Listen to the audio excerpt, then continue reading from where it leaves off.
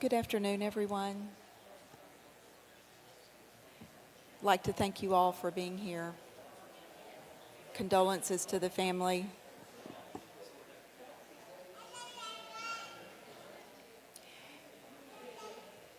If we could get everyone to go ahead and move in, and my one ask is that you please, if I can get your attention, please turn off your cell phones. I know you think you did. I know you really believe they're on vibrate, but please check one more time. All right, thank you very much.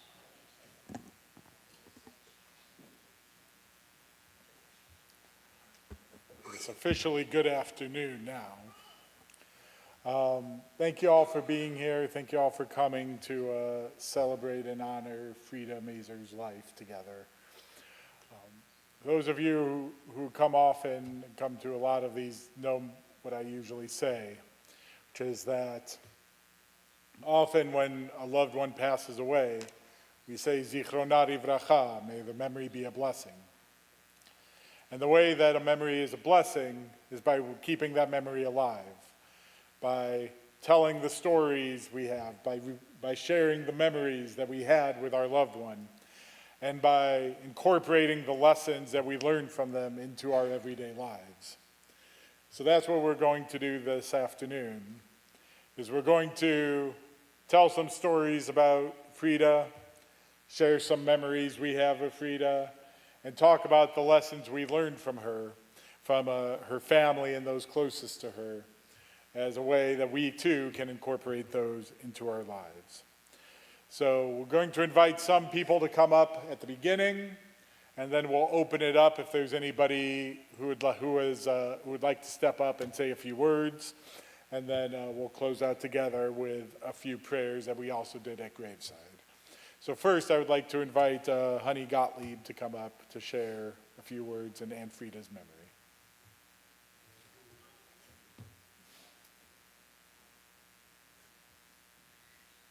Okay. When Jay called me, you can't hear me? Okay. Is that better? You need to step. Do- You need to step. Yeah, I guess so. Is that better? When Jay called me Sunday morning, Steve and I were in Tom Suba, Mississippi, having breakfast in an Arby's, I think. So on the drive, we were heading to New Orleans for a business event, and so while we were driving, I wrote a letter to Aunt Frieda. So this is the letter I wrote her. I said, "Dear Aunt Frieda, I spoke to you yesterday afternoon. You sounded great. Aside from having to wear the compression boots, we had a fantastic conversation, just a great chat. And I was to call you when we got back from our business trip so Steve and I could come visit with you next week. Time, death and time are the quiet stealers of life. Recently, I had the pleasure of digitalizing thousands of photos and slides from your family. I could only imagine the stories each of those photos told. I loved seeing the early photos of you, Aunt Frieda. You look like a movie star, elegant and lovely. If only those photos could have told me their stories. You also shared with me many of your delightful recipes and taught me the secrets of your chocolate cake and your apricot cake too. Oh, and let's not forget the lessons on Schnecken. I do cherish and will always cherish those days of setting the dining room table with a tablecloth, then a plastic tablecloth, and all the fillings laid out, and then dividing the dough just so, adding the fillings, cutting with a pizza cutter, and rolling each pastry up carefully. The conversation between the instructions of don't forget the coconut or the cinnamon sugar never lacked. My memories to cherish of you, Aunt Frieda, always. That same table and extending tables would be filled with so many faces. Some of you are here today. It would expand and contract as the seasons of life changed. Now we are at this season. I knew this day would come, one day, I never anticipated it coming so fast. We always think we have one more day, one more hour, one more minute. Time. Death and time are the quiet stealers of life. We will miss you always. Love, Honey, and Steve.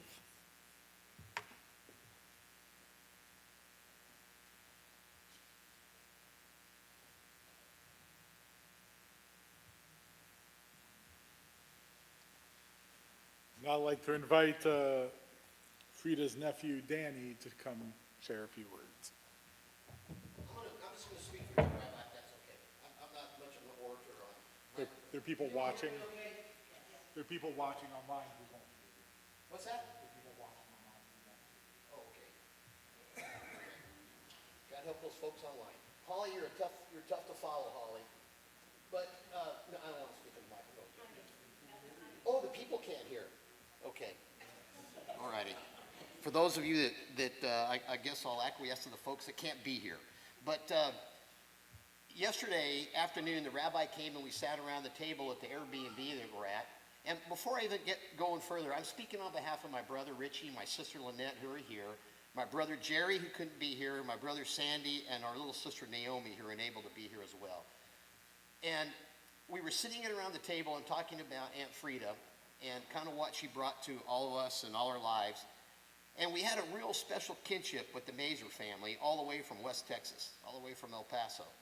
And it started when we were young, with coming to bar mitzvahs, coming to weddings, and just the progression through the years. But it was those early years that kind of solidified the union that we had between the family. And we were talking about how that we can't help but think that that union that we had, that our mothers and our dads and our bubbies from all the extended families would get together and had that display of Ma'asim Tovim constantly. And they talk about, Lador Vador from generation to generation.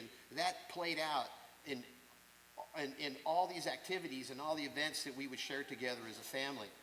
And as we flash forward now, we just hope, and knowing that Aunt Frieda and the way she was, she always treated each and every one of us as if we're her own kids.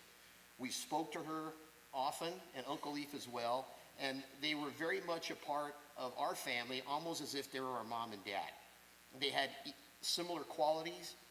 Uncle Leaf was an amazing man, and we see a lot of our own dad, and we talk about this often. And it's as we come to this phase of life, like my dad would say, none of us are getting out of this gig alive. And Aunt Frieda lived a wonderful, long life, full of love and caring. She had great relationships with her grandkids here, with Ryan especially. I was incredibly touched by how you and Aunt Frieda she would light up when you were around. She felt calm, and I think you did too. It was very nice. It was very cathartic to see that when I was here for your blessed grandfather's funeral. But again, I know you guys, some of you know who we are. I just want to extend to Jay and Gwen and how special Aunt Frieda was. We're going to miss her, and that wonderful kinship that we lost between our moms, that hopefully will carry on through our children, and they can be as close as we all were, God willing, and hopefully. But we're going to miss her. I just turned to Glenn and we said, that in our family, that part of the greatest generation is past, and now it's our turn to step in and take its place. So I hope we do our auntie well. We're certainly going to miss her, but we'll never forget her. And I know, like we always do, we'll always talk about her. And I love you guys, and just condolences from all of us to you guys. And that's it. Going to miss our aunt.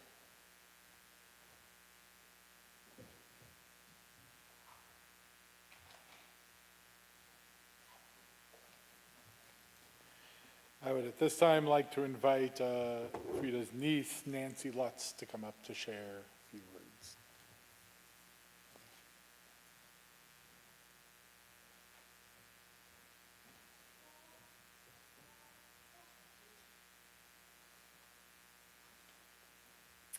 So I've prepared notes. I'm going to say a poem first by David Harkins. You can shed tears that she is gone, or you can smile because she lived.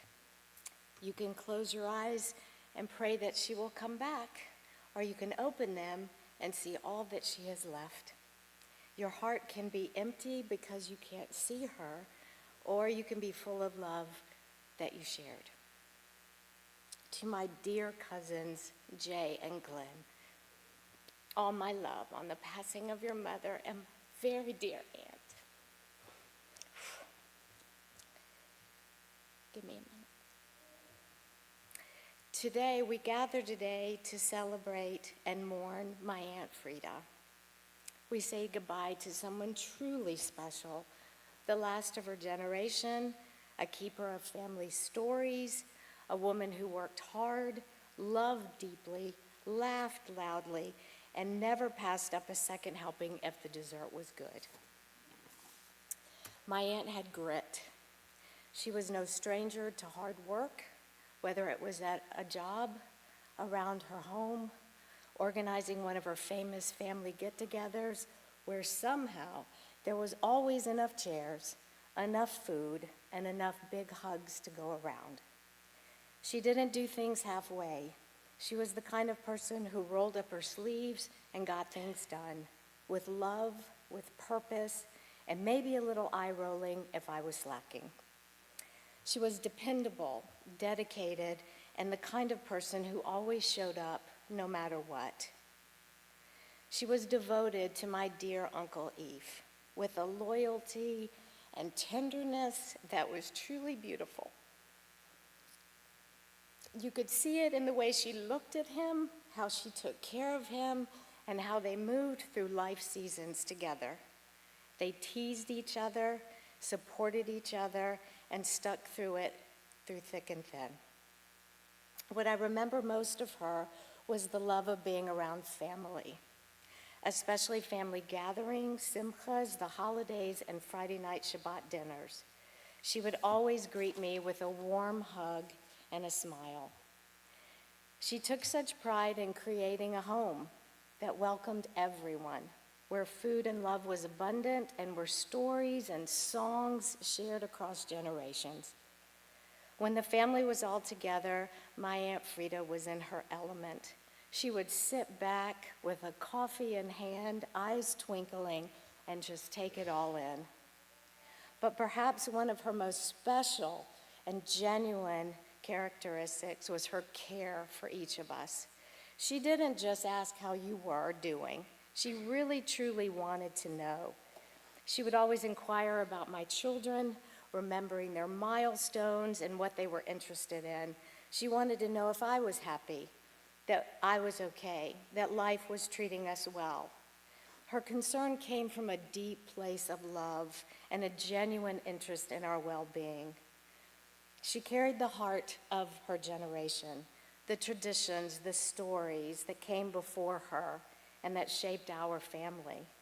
With her passing, we not only lose a beloved aunt, but our connection to an entire era of family history. It's a deeply humbling moment for me.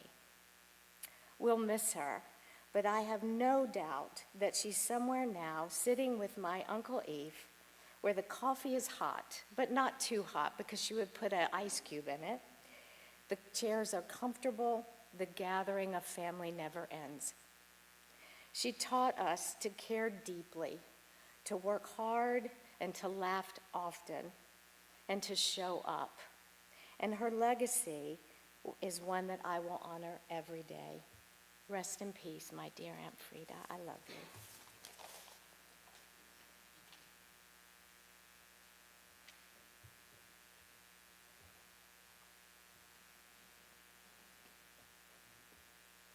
This time, I'd like to invite Debbie Schneider to come up to share a few words.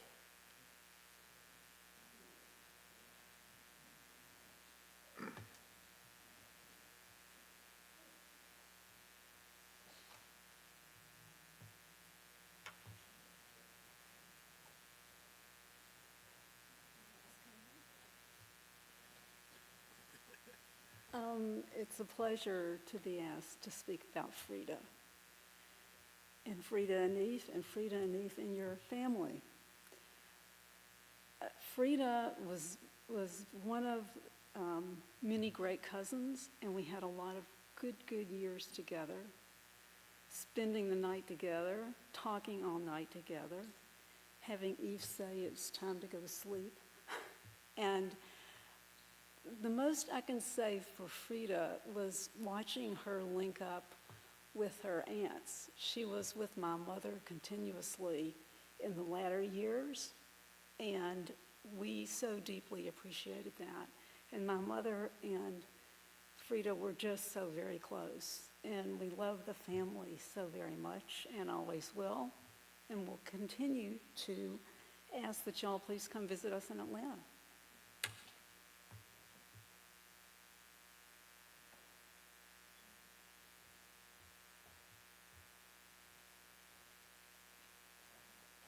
This time, I'd like to invite Frieda's grandson, Ryan, to come up and share a few words.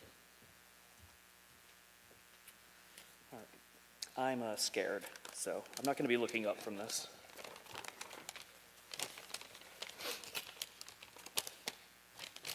Okay, so this service is a celebration of her life. I'm going to celebrate one particular element of her personality. Of all the things about my Bubby that are hard to accept just being gone, the most difficult, and I say this in the most affectionate, open-hearted way, is her complaining. This is just going to be an ode to that, so bear with me. I'm processing. She loved complaining, and I do mean that lovingly. I think complaining gets a bad rap.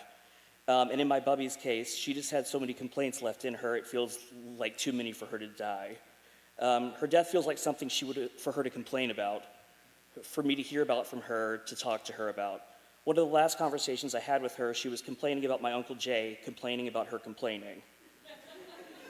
I don't remember if this is from a thing from science or spirituality, but that thing people say about how energy can't just die, it instead spreads. I'm really feeling that here because the energy of her complaints was as, if not more, unending than any energy I've personally come across.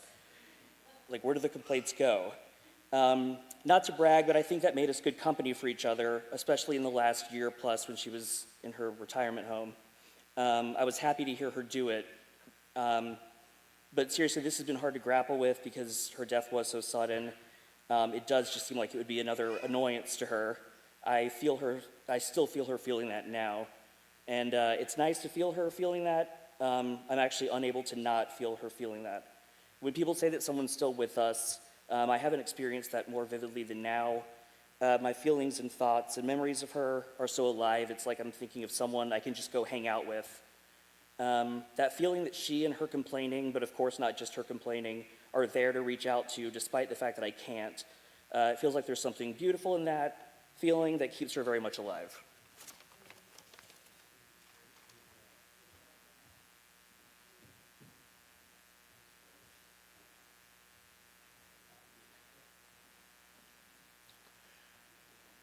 At this time, I'd like to take a moment and open it up to everyone else. If anybody has anything they'd like to share in Frieda's memory, I want to offer you an opportunity to do so at this time. I know nobody wants to go first. That's why I had a few people go, break the ice, and now you can come up and do it.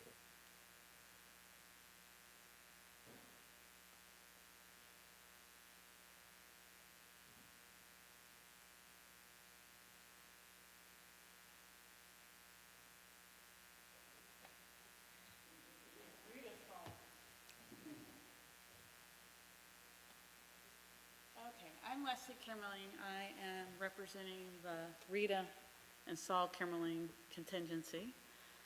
And when it was silent, my mother said, "Get up." So here I am. I just found a photo that I showed Nancy of Saul, Lynette, JB, Eve, and Frieda having the last Shabbat dinner together that they would have when before Saul moved to Boulder, and when we returned, Lynette passed away before that Shabbat. And What's amazing about that photo and the hundreds of other photos, and I'm sure you saw some, and I have some too, and Mary has some too, the kind of relaxed nature of them just sitting around there, talking, schmoozing, eating, and never really wanting to go home. And I always was amazed that, these guys grew up together as boys, and then the women joined, and it was like 30 years together, 40 years together, 50, and they never got tired of each other.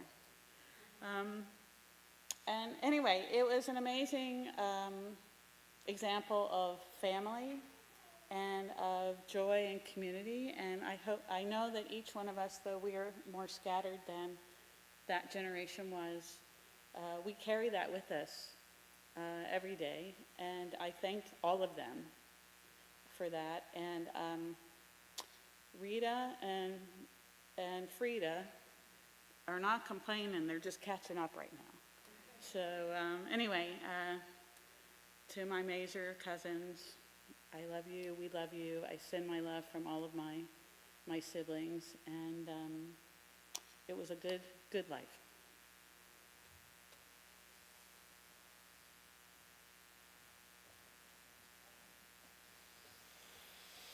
Would anybody else like to share anything?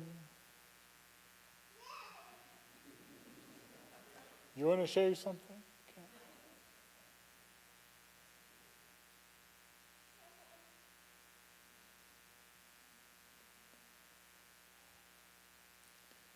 And I'll invite Jay to come up to share a few words in memory of his mother.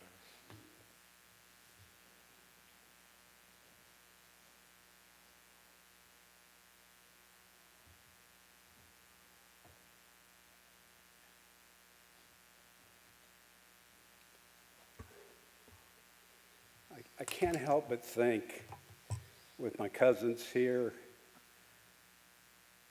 and family, the responsibility that is now all of ours to continue traditions, holidays, and Shabbat wherever we can.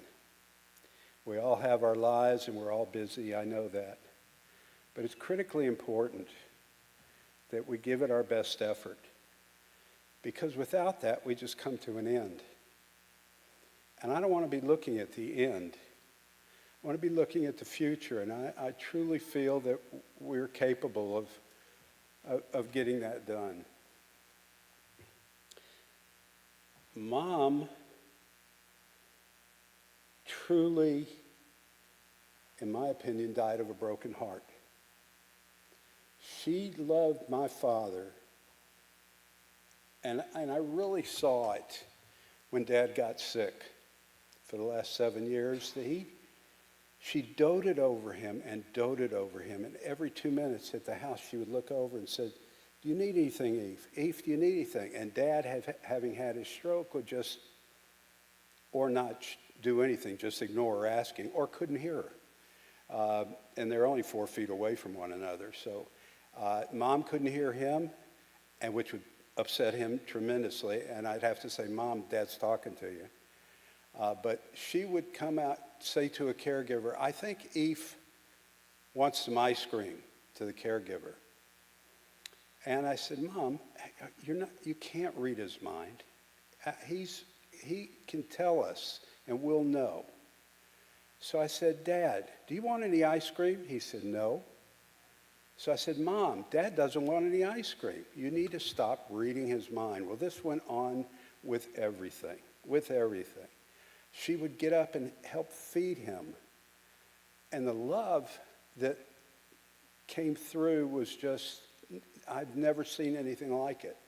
And it caught me off guard because I hadn't seen, it wasn't as obvious. I knew they loved one another, but it wasn't as obvious until Dad really got sick.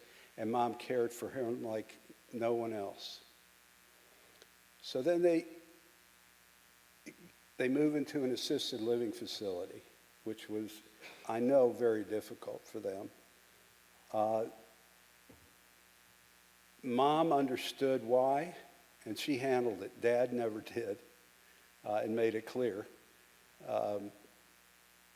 but that continued, and then he got sicker and sicker and sicker, and he passed away, and she was alone.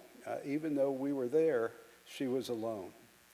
And before I forget, the caregivers that took care of my parents, and about 7 of them were at the funeral, were unlike any people I'd ever met. I've never seen such compassion in my life, and took care of them as though they were theirs, and prolonged their lives, in my opinion.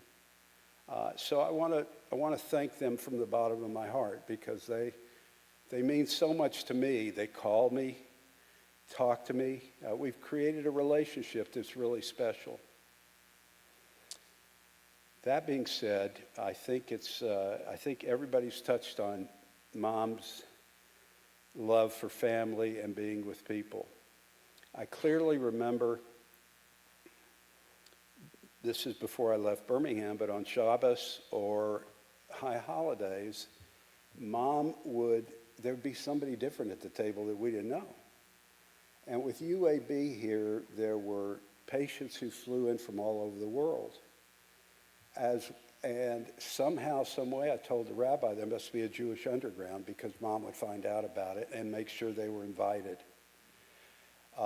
Jewish people that moved into Birmingham that didn't know anybody ended up at our table, and we became friends with most. Israelis, entertainment groups that came in to entertain in Birmingham were at our table. And it was incredible, and an incredible experience to meet these people and create friendships like we did. I think her desserts were second to none. I know I'm jumping around a little bit, but her desserts were, especially her brownies, that nobody has mentioned yet. And the cakes have been mentioned, but the brownies were to die for. And the schnecken that Honey spoke about, I loved them a little burned and sticky. And she would go out of her way to make them a little burned and sticky. They were out of this world. And then she forgets, once they got older, I said, Mom, people want your brownie recipe. I don't know it. I said, well, where would you have written it down? She said, I don't know that either. So nobody ever got the brownie recipe. I think a few people have other recipes from what I understand. Okay, if you can, let me know. I want to give it to Mina. She does a lot better job than I at baking. I love my mom very much. With her passing, it was different than Dad's. We knew Dad was close. And we had had time to process that when it did happen. Mom caught me and all of us off guard. So many of us had spoken to her just hours before. And I know in my heart that she needed to be where she is now, and that's with Dad. And I hope that they're happy together. I know they are. And I miss her, and I miss Dad, and I love them both. Thank you.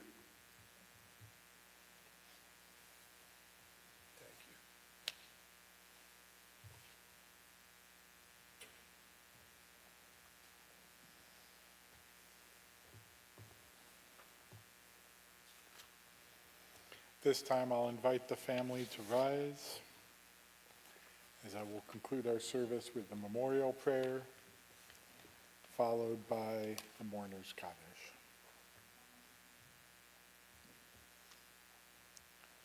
El male rachamim, shochen bamromi,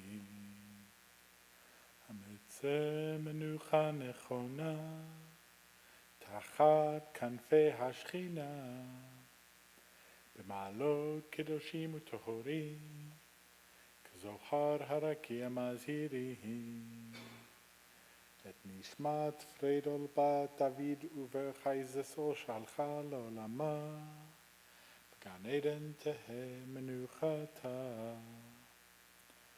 הנבר הרחמים, הסתיריה בסתר כנפיך לעולמי, וצרור בצרור החיים את נשמתה, אדוני הוא נחלתה, ותנוח בשלום על משכבה, ונאמר אמן. Exalted, compassionate God, grant infinite rest in your sheltering presence among the holy and the pure, to the soul of Frieda Mazer, who has gone to her eternal home. Merciful One, we ask that our loved one find perfect peace in your eternal embrace. May her soul be bound up in the bond of life. May she rest in peace. And let us say, Amen. And we'll continue with the Mourner's Kaddish. יתגדל ויתקדש שמי רבה, בעלמא דברה חירותי וימליך מלכותי, בחייכון וביומייכון ובחיי דכל בית ישראל, בעגלה ובזמן קריב ואמרו אמן. יהי שמי רבה מברך לעולם ולעולמי עלמיה.